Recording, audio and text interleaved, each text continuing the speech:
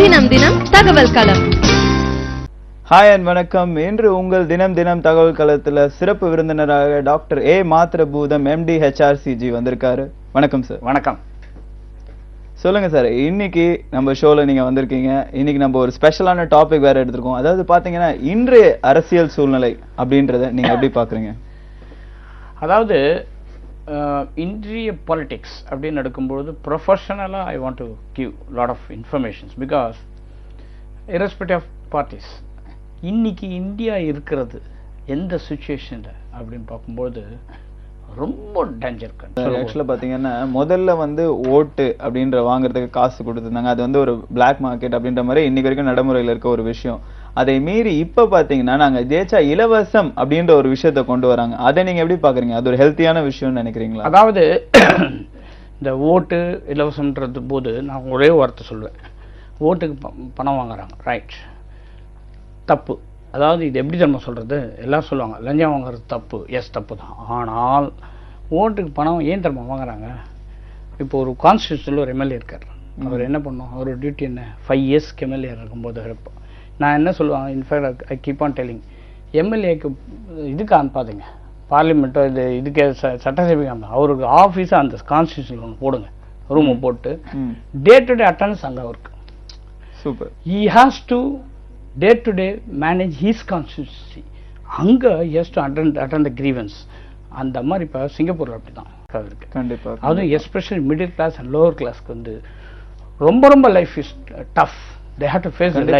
ஒரு விஷயம் நானே நிறைய இடத்துல யோசிக்கிறது என்னன்னு பாத்தீங்கன்னா, ஒரு பால் விலையோ பெட்ரோல் விலையோ அந்த சூழ்நிலைக்கு ஏத்த மாதிரி மாறுதே தவிர அவங்க தனிப்பட்ட சம்பளம் அப்படி கிடையாது. அது நிர்ணயிக்கப்படுது, வருஷத்துக்கு இவ்வளவு பெர்சன்டேஜ் தான் ஏறணும் போது ஒரு குடும்பத்தை எப்படி நடத்த முடியும் ஒரு பொதுமக்கள்? ரொம்ப டஃப். அதாவது unless prices are under control, day to day living is very tough for the middle class and lower class.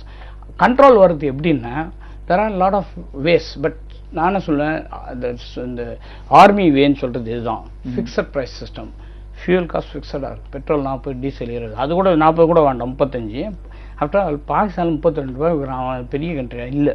It's ordinary country, very very poor country. In fact 100 நம்மளா டெவலப்பிங், அது இன்னும் ஸ்டில் இதில் அந்த மாதிரி கண்ட்ரியே தே ஹாவ் த கான்செப்ட், நல்ல ஒரு long term vision இருக்குது அவங்களுக்கு. இந்த மாதிரி எல்லா கண்ட்ரியும் பண்ணும்போது நம்ம பண்ணலாம். இதில் வர லாஸ், அக்யூமுலேட் லாஸஸ் பார்த்துட்டு அதை எப்படி காம்பன்சேட் பண்ணாங்கன்னா this will help the middle class and lower middle class. ஏன்னா இன்னைக்கு எடுத்தோம்னா கார்த்தால எழுந்ததுலேருந்து போகிற வரைக்கும் பார்த்தோம்னா எந்த மிடில் கிளாஸ் லோவர் கிளாஸ் சரி அவங்களுக்கு கண்டிப்பாக ஒரு ஃபியூவல் பேஸ்டு வெஹிக்கிளில் தான் கையில் வச்சுப்பாங்க. சைக்கிள்லாம் அந்த காலம் போயாச்சு. இப்போ அப்படி இருக்கும்போது ஃபியூவல் காஸ்ட் ஹையாக இருக்கும்போது அவங்களுக்கு நெருக்கம் அது. தென் அது எல்லா விதத்துலையும் ரிஃப்ளெக்ட் ஆகுது. ஒரு இடம் தான் அப்புறம் எல்லா விதத்திலும். இப்போ பாருங்களேன், ஹானஸ்ட்லி இது இம்போர்ட் இந்த இதுக்கு ரயில்வேஸில் இந்த சரக்கு, தட் இஸ் தி லாஜிஸ்டிக்ஸில் வெளியே வந்த உண்மை 50,000 கோடி, but estimated 5 lakh crore CBI போட்டுருக்காங்க.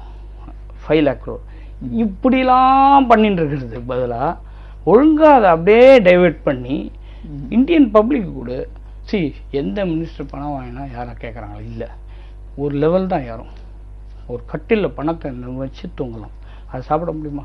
முடியாது. அந்த அளவுக்கு வச்சுக்கோ. மீதி at least to the for public. After all life, நம்ம லைஃபே பப்ளிக்கு தான். ஒரு ஸ்டேஜ் இந்த பாலிட்டிக்ஸில் போயிட்டான்னா பப்ளிக் லைஃப். அப்படி இருக்கும்போது யூ ஹேவ் டு டூ. அதுவும் எஸ்பெஷலி ஒன்றை நம்பி ஓட்டு போட்டவனுக்கு நீ ஹேவ் டு டூ. தேவைக்கு மீறி இருக்கிறதாச்சும். இவருக்கு என்ன, இவங்களுக்குலாம் என்ன தெரியுமா எண்ணம், என்ன நம்பி நான் ஓட்டு போடலாம், நான் கொடுத்த பணத்துக்காக ஓட்டு போட்டேன்னா நேச்சுரலி 5 வருஷத்தில் ஒன்றுமே பண்ணாமல் உங்கள்கிட்ட பணம் தான் வாங்குவாங்க. அந்த ஒரு ஆப்பர்ச்சுனிட்டி மிஸ் பண்ணிட்டாங்கன்னா அதுவும் கிடைக்காது அவங்களுக்கு. அதனால் அவங்க அதையே வாங்குறாங்க. You cannot take it granted. People யாருமே ஷுட் நாட் டேக் இட். அப்போ தான் கண்ட்ரி உருப்படும். இப்போ மற்ற கண்ட்ரி, வெஸ்டர்ன் கண்ட்ரிஸ்லாம் அங்கேயும் மனுஷங்க தான், இங்கேயும் மனுஷங்க தான், எல்லா இடத்துலையும் மனிதர்கள். எஸ்பெஷலி ஐ டோல்ட் யூ, சைனாவில் அவ்வளோ வீக்னஸ் இருக்குது, கம்யூனிகேஷன் கிடையாது, பாப்புலேஷன் ஹை. அப்படி இருந்தும் அவங்க ஏன் இப்படி டெவலப் ஆகிருக்காங்கன்னா இந்த மாதிரி ஒரு டிசிப்ளின், ரொம்ப டிசிப்ளின், ஹையஸ்ட் டிசிப்ளின். கரப்ஷன்றது எந்த வேர்ல்டு வேறு அழிக்க முடியாது. ஆனால் அது இண்டிவிஜுவலாக இருந்து போட்டோம். Levels of corruption, level public affect ஆகக்கூடாது. அதாவது அல்டிமேட்லி நீ என்ன பண்ணணுன்னா ரொம்ப கிளவர் ஃபெல்லோ இருந்தால் middle class, lower middle class affect ஆகாத வரைக்கும் நிறைய ஸ்கீம்ஸை கொண்டு வந்து அவங்களுக்கு ஹெல்ப் பண்ணுற மாதிரி அதெல்லாம் விட்டுட்டு இலவசம், வாட்டு இலவசம், அந்த ஒரு ப்ராடக்ட், அந்த ப்ராடக்ட் இலவசம் கூட குவாலிட்டி இருக்காது, ஒன்றும் இருக்காது, காம்ப்ரமைஸ் பண்ணும். இதில் என்ன ஏன் திருப்பி இலவசம் வராங்க பீப்புள்? பிகாஸ் ஒன்றுமே இல்லையே, கையில் ஒன்றுமே இல்லையே. கண்டிப்பாக. ஒரு நிமிஷம், நம்ம காலர் ஒரு நேயர் ஒருத்தர் இருக்கார், அவர்கிட்ட பேசிடுவோம். ஹலோ வணக்கம், யார் எங்க இருந்து பேசுறீங்க? Sir good morning sir. Good morning sir, சொல்லுங்க. என் பேர் வந்து ஜெய் சார். சொல்லுங்க ஜெய், எங்க இருந்து பேசுறீங்க? நம்ம டாக்டர் மாத்திரபூதம் இருக்காரு, உங்க கேள்வி நீங்க அவர்கிட்ட கேட்கலாம். சொல்லுங்க சார். தொடர்புல ஏதோ பிரச்சனைன்னு நினைக்கிறேன், மன்னிக்கவும். அதான் சொல்லிட்டு இருந்தீங்க. அதனால நான் என்ன சொல்றேன், நீங்க வந்து இலவசன்றது அதனால தான் வாங்குறாங்க. அதாவது அவங்கள வாங்க வைக்கிறது, அவங்கள்ட்ட பணத்தை கொடுத்து அவங்கள கரெக்ட் இதை பண்ண வைக்கிறதெல்லாம் இவங்க தான். இல்ல, இதுல ஆக்சுவலா இன்னொரு குற்றச்சாட்டு இருக்கு. அது என்னன்னு பாத்தீங்கன்னா, ஒரு ஸ்கீம் ஒரு அரசாங்கம் ஒரு சொல்லணும், ஒரு விஷயத்தை இம்ப்ளிமெண்ட் பண்ணணும் அப்படின்னு நினைக்கும் போது அதுக்கே ஒரு 2 வருட காலம் எடுத்துக்குது. அண்ட் இன்று இருக்கிற மக்கள் தொகையில மிச்சத்தை அதை முழுமையா அடையறதுக்கு இன்னொரு 5 வருஷமாவது ஆகும். ஆனா அதுக்குள்ள ஒரு பார்ட்டி சேஞ்ச் அப்படின்னு ஒரு விஷயம் ஆகும் போது இதை கண்டினியூ பண்ண முடியல, அடுத்த பார்ட்டி மாறுது அப்படின்றது ஒரு விஷயம் இருக்கு. கண்டிப்பா நம்ம அதை மறுக்க முடியாது. கண்டிப்பா, ஏன்னா நமக்கு நேர்கூட பாத்துக்கிட்டு இருக்க ஒரு விஷயம் தினம். சோ இந்த மாதிரி ஒரு விஷயத்துக்கு நம்ம கண்டிப்பா இது ஒரு பெரிய முடிவு. ஒரு ஆட்சியை வந்து 5 வருஷம்ன்றது அதிகப்படுத்த முடியுமா, இல்ல எப்படி அது அணுகும்? அதாவது உதாரணத்துக்கு I will give an example. இந்த ஆதார் கார்டு எக்ஸாம்பிள் எடுங்க. கண்டிப்பா ஐயா, மன்னிக்கவும். ஒரு சின்ன இடைவேளைக்கு அப்புறம் நம்ம பேசுவோம். ஒரு சின்ன இடைவேளைக்கு பிறகு மீண்டும் சந்திக்கலாம். தினம் தினம் தகவல் களம் தொடர்கிறது. வெல்கம் பேக் டு தினம் தினம் தகவல் களம். அண்ட் நம்ம கூட இன்னைக்கு சிறப்பு விருந்தினரா டாக்டர் மாத்திரபூதம் இருக்காரு. சொல்லுங்க சார். அதாவது பிரேக் முன்னாடி சொல்லியிருந்தேன், அதாவது இன் டேர்ம்ஸ் ஆஃப் இந்த பிளானிங் ஒரு கண்ட்ரியில் வந்து ரொம்ப இம்பார்ட்டன்ட் பிளானிங். அந்த பண்ணுறது ரொம்ப கஷ்டமான ஜாபே கிடையாது. முன்னாடிலாம் ஒரு கவர்மெண்ட்டில் ஒரு ஃபைனான்ஸ் மினிஸ்டர், பிரைம் மினிஸ்டர் இருந்தாங்கன்னா யோசிப்போம், சரி அவங்க வந்து ஆன் பார் இல்லை, நிறைய நாலேஜோட வராங்க. இன்னைக்கு அப்படி இல்லை. பட் ஆனா இந்த மாதிரி விஷயத்துல பாத்தீங்கன்னா மேல்தட்டுல இருந்து அடித்தட்டு மக்கள், அதாவது தொழிலாளர்கள் சங்கத்துல பாத்தீங்கன்னா அங்க ஆளுகள் நம்ம இந்தியன்ஸ் இருக்காங்க, பட் முதலாளியா இல்ல. அதான் உங்க கருத்து? இருந்தாலும் அந்த இன்னோவேஷன் பண்றவங்க கூட இந்தியன் இல்லைங்க ஆனஸ்ட்லி. ஓகே. அங்கேயும் தே ஆர் ஒன்லி ஹெல்பிங். ரெண்டாவது அப்படியே இருந்தா கூட அதே இந்தியன்ஸே இங்கேயும் தான் இருக்காங்க. இங்க பண்ணக்கூடாது, இங்க தாராளம் பண்ணலாம், ஃபைனான்சியல் சப்போர்ட் இல்லையா இருக்கு. இங்கே என்ன பண்ணுறாங்கன்னா கவர்மெண்ட்லேருந்து இப்போ உதாரணத்துக்கு பூனாவில் வந்து ரிசர்ச் சென்டர் இருக்குது, design research centre, excellent facility. அந்த ஃபெசிலிட்டி யூஸ் பண்ணி ஒரு சயின்டிஸ்ட் பண்ணான்னா இத்தனை இதெல்லாம் வந்திருக்கும் இங்கே. ஸோ ஆக்சுவலாக பார்த்தீங்கன்னா இந்த மாதிரி டேலண்டானவங்க இந்தியாவில் நிறைய பேர் இருந்தாங்க. அவங்க எல்லாருமே அடுத்ததா இந்தியாவை விட்டு எப்போ கிளம்பலாம் அப்படின்றது தான் இருக்காங்க. அண்ட் அதுக்கு ஒரு முக்கிய காரணம் பார்த்தீங்கன்னா இங்கே இருக்க எஜுகேஷன் சிஸ்டம் அப்படின்னு சொல்லலாமா? எஜுகேஷன் சிஸ்டம் இன்னொன்று இங்கே இந்தியாவில் எப்படின்னா வெரைட்டிஸ் ஆஃப் எஜுகேஷன் வந்தாச்சு இந்தியாவில், நோ டவுட்.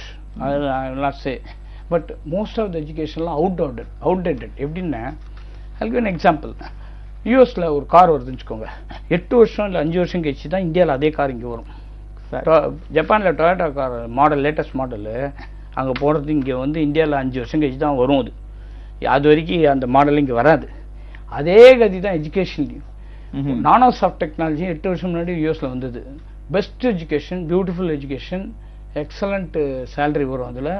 அண்ட் இண்டஸ்ட்ரீஸ்லாம் நல்லா அதில் ப்ராஃபிட்டபிள் வரும். ஒரு இப்போ இந்தியாவில் டாடா குரூப் அது யூஸ் பண்ணுறாங்க. Productivity is very high and cost is very low. அந்த அளவுக்கு அதை யூஸ் பண்ணலாம். நேயர் ஒருத்தர் லைன்ல இருக்காங்க, பேசுறோம். ஹலோ வணக்கம், யார் எங்க இருந்து அழைக்கிறீங்க? ஹலோ வணக்கம், பேசுறேங்க. ஆஹா, அவருக்கு பேச முடியுமா? பேசலாம், யார் இருக்காரு, பேசுங்க. உங்க டிவி வால்யூம் மட்டும் கம்மி பண்ணிருங்க. ஒரு நிமிஷம். ஐயா கிட்ட சொல்லுங்க. ஹலோ சொல்லுங்க மேடம், சொல்லுங்க. அவர்கிட்ட கொடுக்க முடியுமா? அவரு டாக்டர் நான் தான் லைன்ல இருக்கேன். சொல்லுங்க. நான் தான் இருக்கேன் சார். நீங்க பேசுறதுல ரொம்ப இன்ட்ரெஸ்டிங்கா இருந்தது. சரி. எனக்கு வந்து can you give suggestion how to improve the infrastructure? why not? அதுதான் எங்களுக்கு ரொம்ப we feel that very bad. எங்க நீங்க பேசுறீங்க? கேகே நகர்ல இருந்து பேசுறேங்க. ஓஹோ, நீங்க என்ன இதுல இருக்கீங்களா, infrastructure? I was working as a social worker at home only. Okay, see, and I'm very irritated with the whole absolutely I was about to talk on that topic only. Anyway, I'll tell you. See, infrastructure development றது especially இப்போ India பூரா பண்ணலாம். which consists for roads. இந்தியாவில் என்ன நடக்குதுன்னு தெரியுமா? வேடிக்கை, ரொம்ப காமெடி ரியலி. ஃபர்ஸ்ட் பிஎஸ்என்எல் வந்து ரோடை நோண்டி போவான். அவன் மூடிட்டு அவன் மூட மாட்டான், நோண்டுற வரைக்கும் இது பண்ணுவான். அப்புறம் அப்படியே இது பண்ண போட்டுவான். அடுத்தது விடுவான், உடனே இபியில் வருவான், அப்புறம் இன்னொருத்தன் வருவான். இதெல்லாம் முடிஞ்சா இப்போ ப்ரைவேட் ப்ராடக்ட்ஸ் ரிலையன்ஸு அது ஒரு 5 பேர் இருப்பான். எல்லாம் அவன் இஷ்டத்துக்கு ஒரு பிளானிங் இல்லாமல் ப்ராப்பர் பிளானிங் ஒரு கமிட்டி போட்டு மீட்டிங் போட்டு கிளியராக என்னென்ன ஃபெசிலிட்டிஸ்லாம் ரோட்டில் வரப்போகுது, எலக்ட்ரிசிட்டி, டெலிஃபோன் அண்ட் இன்டர்நெட், இது மாதிரி வேறு ஒரு 5-6 ஃபெசிலிட்டிஸ், வாட்டர், இதெல்லாம் இதை நீங்கள் வந்து கன்சால்டேட் பண்ணி ஒரு கன்சோர்டியம் மாதிரி போட்டு எல்லாரும் ஒரே சைட்டில் பண்ணிவிட்டு ரோடை வந்து அப்கீப்பாக, அதாவது சிங்கப்பூர்லாம் எடுத்தேன்னு வச்சுக்கோங்க, நல்லா மழை அடிக்கும். நான் கண்கூடியே பார்த்துருக்கேன், நானே போய் நிறைய வாட்டி. அந்த எண்டில் மழை அடிச்சுட்டு இங்கேருந்து காரில் போவோம் பார்த்தா அங்கே மழை அடிச்சே தெரியாது, அடுத்த செகண்ட் எல்லா வாட்டரும் இதாகிடும். அந்த அளவுக்கு ரோடை, அது சின்ன ரோடாக இருந்தாலும் சரி பெரிய ரோடாக இருந்தாலும் சரி பண்ணியிருக்காங்க. அது இங்கேயும் பண்ணலாம், இது ஒன்றும் பெரிய கஷ்டம் இல்லை. அதாவது சிங்கப்பூர் சின்ன சிட்டி, மெட்ராஸ் பெரிய சிட்டி, பண்ண முடியாது. சிட்டியோடைய லெங்க்த்து பிரெத்து கணக்கே கிடையாது, அது ரோட் சைஸ் தான். அதனால் பட் எபிலிட்டி டு டூ இங்கே வந்து most of the red tapism தான். கார்பரேஷன் ரோட் கட், ஒரு ஆள் வந்து வீட்டிலேருந்து ரோட் கட்டு போகணுன்னு வாங்கணும்னு வச்சுக்கோங்க, அவன் பணம் செலவு அவ்வளோ செலவு பண்ணணும் கண்டிப்பாக ரோட் கட் கேட்டால். ஆனால் அதே அவங்க வந்து பண்ணாங்கன்னா அவங்க இஷ்டத்துக்கு ரோடு கட்டு இல்லை வீடு கட்டே பண்ணுவாங்க எல்லாத்தையும். என்ன கேட்டால் நான் சொல்லுவேன், இந்த ரோலர் கோஸ்டர்லாம் கர்ப்பிணி பெண்கள் இதில் ஏறக்கூடாதுன்ற மாதிரி இந்த ரோட்ல கர்ப்பிணி பெண்கள் போகக்கூடாதுன்னே நம்ம சென்னையில் ஒரு போர்டு வைக்கலாம் போல இருக்கு. ஏன்னா ரோடு அந்த ஒரு நிலைமையில, அதாவது ஒர்ஸ்ட் சிச்சுவேஷனில் ரோடு இருக்கும். ஆனால் நான் என்ன சொல்லுவேன், டெஃபினெட்லி பீப்புள், அந்த லொக்காலிட்டியில் இருக்கிற பீப்புள் ஒரு ஸ்டெப் எடுத்தோம்னா இவங்களை பற்றி கவலைப்பட வேண்டாம். கண்டிப்பா மக்கள் முயற்சி மட்டுமே ஒரு முடிவா இருக்கும். ரோட கட் பண்ண வந்தா நான் என்ன சொல்லுவேன் தெரியுமா, என்னோட அப்ரூவல் நீ கட் பண்ண முடியாது, நீ கார்பரேஷன் வந்துக்கலாம். என்ன பர்பஸ், எதுக்கு கேள்வி கேட்கணும், நாலு கேள்வி கேட்கணும். கண்டிப்பா ஒரு சிறிய லைன்ல பேசிடுவோம். ஹலோ வணக்கம் சார். வணக்கம் சார், யார் எங்க இருந்து கூப்பிடுறீங்க? நாமக்கல் மாவட்டம் ராசிபுரத்திலிருந்து பேசுறேங்க சார். டாக்டர் லைன்ல சொல்லுங்க. ஐயா வணக்கம். ஐயா வணக்கம் சார். எங்க பையன் வேணுங்க சார், டெக்ஸ்டைல் டெக்னாலஜி முடிச்சுட்டு சென்னை அண்ணா யூனிவர்சிட்டியில் படிச்சாருங்க ஐயா. சரி. இப்போ வந்துங்க ஐஏஎஸ் கோச்சிங் பண்ணிட்டு இருக்காருங்க ஐயா சங்கர் இன்ஸ்டியூட்ல. சொல்லுங்க. அது கொஞ்சம் ஒரு ஃபியூச்சர் எப்படிங்க சார் இருக்கும்? கொஞ்சம் நல்லது. அதாவது இந்தியன் அட்மினிஸ்ட்ரேட்டிவ் சர்வீஸ்ன்றது வெரி குட் கோர்ஸ். சரிங்க ஐயா. அதுல வந்து செக்ஷன் ரெண்டு செக்ஷன் இருக்கு. ஃபர்ஸ்ட் பிரிலிமினரி, அடுத்தது இது பண்ணலாம். ரொம்ப ஈஸி, கஷ்டமே கிடையாது. ஆனால் என்னென்ன ஃபோக்கஸ்டா படிக்கணும் அதுல. ஏன்னா இன்னொன்று முக்கியம், ஐஏஎஸ்ல லேட்டஸ்ட் ட்ரெண்டை படிக்கணும், அதுவும் இம்பார்ட்டன்ட். ஓல்டு காலத்தில் இருக்கிறதே எடுக்கக்கூடாது. இப்போ வந்து உதாரணத்துக்கு இன்ஜினியரிங் அந்த காலத்தில் 5 வருஷம், இப்போ 4 வருஷம், யாரும் 5 வருஷம் சொல்லிட்டு இருக்க முடியுமா? அந்த மாதிரி தான் இந்த ஐஏஎஸ்லையும் டே டு டே அப்டேஷன் ஆகிட்டு இருக்கும் பொலிட்டிக்கலி. அதெல்லாம் ஒரு அப்டேஷன் ஆகணும், ரொம்ப important. And ask him to read நல்ல எக்கனாமிக், நல்ல நல்ல நியூஸ் பேப்பர்லாம் இருக்குது, அதெல்லாம் படித்தாருன்னா 100% நல்லா வாங்கலாம், பெஸ்ட்டு. பட் ஐஏஎஸ் ஆனால் அதுக்கு தகுந்த வேலையும் பண்ணணும், ஒழுங்காக சும்மா அப்படியே இருக்கக்கூடாது. பப்ளிக் ஒரு ஓரியன்டேஷனாக இருக்கணும். ஐஏஎஸ் ஆஃபீஸர் நிறைய பப்ளிக்கு ஹெல்ப் பண்ண போகணும் கண்டிப்பாக. ரொம்ப அழகாக சொன்னீங்க. நம்ம நிகழ்ச்சியில் ஒரு சின்ன ஒரு இடைவெளிக்கு பிறகு மீண்டும் சந்திக்கலாம். தினம் தினம் தகவல் களம் தொடர்கிறது.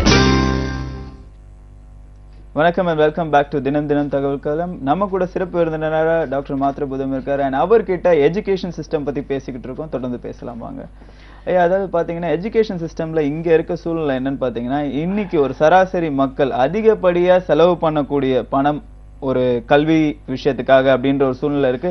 அண்ட் இந்த ஒரு அபலத்தினால பார்த்தீங்கன்னா நிறைய பேர் ஒரு குழந்தைக்கு மேலே போனால் நாளைக்கு நம்ம எப்படி போய் இன்ஜினியரிங் சீட் வாங்குவோம், மெடிக்கல் சீட் வாங்குவோன்ற பயத்தில் ஒரு குழந்தையே போதும்னு நினைக்கிற ஒரு சூழ்நிலை இருக்கு. நீங்க அதை என்ன நினைக்கிறீங்க? அதாவது இது ரொம்ப இம்பார்ட்டன்ட் பாயிண்ட். இந்த எஜுகேஷன் நிறைய செலவு பண்றான்றது நான் டைம் டு டைம் சொல்லுவேன். எப்பொழுதுமே எஜுகேஷன் எந்த கண்ட்ரிலையுமே அஃபோர்டபுளாக இருக்கும் கண்டிப்பா. Especially technology oriented education and lot of superior எஜுகேஷன்லாம் ரொம்ப அஃபோர்டபுளாக இருந்தால் தான் யாருமே படிக்க முடியும். இந்தியாவை பொறுத்த வரைக்கும் எஜுகேஷன் ஆக்சுவலி அஃபோர்டபுளாக பண்ணலாம். பட் நம்மளுடைய லாஜிஸ்டிக்ஸ் எப்படி இருக்குன்னா ரொம்ப கேவலமாக. அதாவது உதாரணத்துக்கு as early as January last year டிசம்பரில் நான் சொன்னேன், இந்த வாட்டி அண்ணா யூனிவர்சிட்டியில் 80,000 சீட்டு காலியாக இருக்கணும். இப்போ சொல்ல எப்பயோ சொன்னேன் இந்த மாதிரி நிகழ்ச்சியிலே. ஏன்னா the way, for example, I will take Anna University, the way they conduct ஒரு பர்சன்ட் ட்ரெஸ் இருக்கும் கூட வாசல்ல கிண்டி வாசல் வந்து அப்படியே திரும்பி போயிடும், உள்ள நுழைய மாட்டான். எனக்கு சீட்டு ஒன்றுன்ட்டு. ஏன்னா 22 நாள் எடுத்துப்பாங்க கவுன்சிலிங்க்கு. இன்னைக்கு வேர்ல்ட்லே பெஸ்ட் இன்ஸ்டியூட் வந்து யூஎஸ்ல எடுத்தானா MIT, அதான் இன்ஜினியரிங்ல top most institute world over, even IIT எல்லாம் கூட இல்லை. அப்படிப்பட்ட இன்ஸ்டியூட்லேயே எவ்வளோ பெஸ்ட்டாக தரமா டெவலப் பண்ணுறாங்க. ஹவு டு ரீச் ஸ்டூடெண்ட் போட்டு வித்தின் 1 டேல அட்மிஷன் முடிப்பாங்க அவங்க. இங்கே அனாலிசிஸில் எக்ஸலண்ட்டாக அதை பண்ணலாம். நிறைய சென்டர்ஸில் போட்டு 3 நாளில் டோட்டல் சீட்ஸ் அலாட்மெண்ட் முடிக்கலாம். முடிச்சாங்கன்னா இந்த 80,000 சீட் பிஸ்னஸ் காலியே வராது. ஆனால் இங்கே இருக்கிற ரெட் டைப்ஸ் எப்படி இருக்குன்னா, அண்டர் ஹேண்ட் டீலிங்லாம் ரொம்ப கேவலமாக இருக்குது. எப்படின்னா, உதாரணத்துக்கு 650 இன்ஜினியரிங் காலேஜ் இங்கே தமிழ்நாட்டில், அந்த 650 இன்ஜினியரிங் காலேஜில் வந்து almost every engineering college 50% seat கூட ஃபில்அப் ஆகல. ரீசெண்டாக வந்தது 100 காலேஜில் சிங்கிள் டிஜிட்டில் தான் எல்லாமே ஃபில்அப் ஆச்சு. கோயம்புத்தூர் 90 காலேஜே விற்கிறாங்க, ஒரு சீட்டும் ஃபில்அப் ஆகலன்ட்டு. எதுக்கு இது சொல்ல வரேன்னா, காலேஜெலாம் சீட்டு ஃபில்அப் ஆக மாட்டேங்குது. அவங்களுக்கு கெப்பாசிட்டி எப்படின்னா 30-70 ரேஷியோ. 30% இந்த அலாட்மெண்ட், 70% இந்த மேனேஜ்மெண்ட் கோட்டா. அதுலேருந்து அவங்க வாங்கணும் மேனேஜ்மெண்ட் ஃபீன்ட்டு. அது எந்த காலேஜ்னாலும் வாங்குறோம். அது 10,000 ரூபாவும் 10 லட்சம் ஆகும், அது வேறு விஷயம். அனாலிசிஸ் என்ன பண்ணலாம்னா, அதுக்கெல்லாம் இடமே கொடுக்கக்கூடாது. லுக், மேனேஜ்மெண்ட் கோட்டா நீ வாங்குற ஃபைன், என்ன காலேஜ் ரன் பண்ணி ஆகணும். பட் நான் என்ன சொல்கிறேன், it is my responsibility to provide a seat to the student. நான் 3 நாளில் அலாட்மெண்ட்டை முடிச்சுடுவேன் எல்லா ஸ்டூடெண்ட்.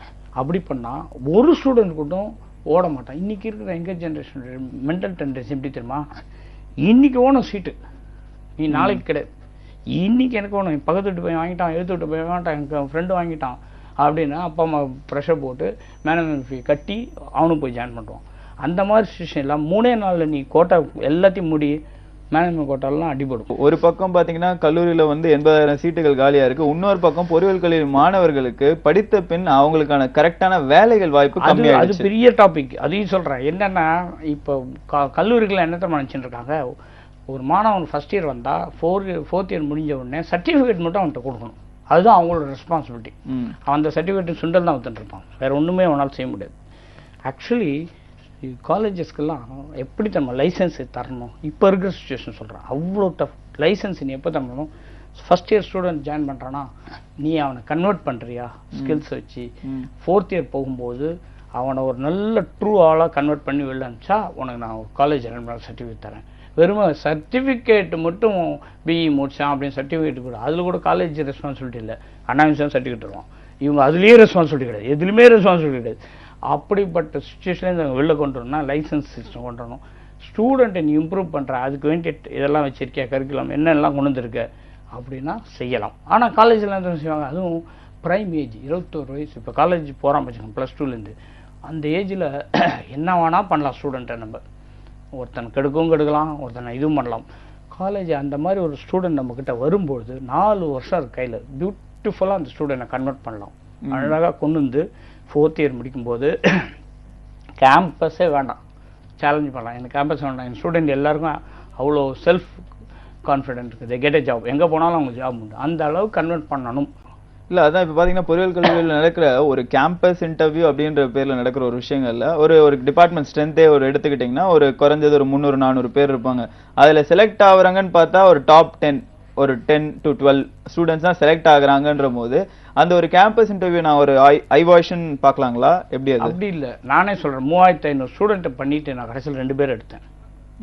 இட்ஸ் நாட் ஐவாஷ், 3500 ஸ்டூடெண்ட்டை பார்த்தேன், டிரான்ஸ்பரண்டாக காமிச்சேன். அதை ஒவ்வொரு சிஸ்டத்தையும் அந்த ஸ்டூடெண்ட்டுக்கு வந்து டெக்னிக்கல் டெஸ்ட், ஆப்டிடியூட் டெஸ்ட்லாம், குரூப் டிஸ்கஷன்லேருந்து என்ன மாதிரி பண்ணியிருக்கான்றதை டிரான்ஸ்பரண்ட் அவன்கிட்டே கொடுத்தேன். கடைசியில் அவன் சொல்கிறான், sorry sir, I feel very bad, அவ்வளோ பூராக பர்ஃபார்ம். நான் சொன்னேன், you are not the only person to feel bad, your faculty, your head of department, your principal, none of them converted you. Okay, நீ காலேஜுக்கு ஃபஸ்ட் இயர் வரியா, 92 வாங்க 98 வாங்க ஒன்று சேஸ் பண்ணியிருந்தாங்க, அது தவிர அவங்க ஒன்றுமே பண்ணல, வாங்கலைன்னா திட்டிருந்தாங்க. நீ 70% 75% வாங்கினா போகிறோம், உன்னோட ஸ்கில் டெவலப் ஆச்சா, உன்னோட நாலேஜ் டெவலப் ஆச்சா, உன்னுடைய கம்யூனிகேஷன் ஸ்கில்ஸ் டெவலப் ஆச்சா, ஒன்றையும் பார்க்கல. ரொம்ப ஆக்சுவலா அழகா சொன்னீங்க. அண்ட் இப்போ நம்ம ஷோவோட நிறைவுக்கு வந்துட்டோம். அண்ட் இன்று இங்க வந்ததுக்கு மிகவும் நன்றி. ஓகே. தினம் தினம் தகவல் களத்துல இன்று உங்களெல்லாம் சந்திச்ச மிக்க நன்றி. இதோ போல் நாளை ஒரு நல்ல நிகழ்ச்சியில சந்திக்கிறேன். அதுவரை உங்களிடமிருந்து விடைபெறுவது உங்கள் ரக்ஷன்.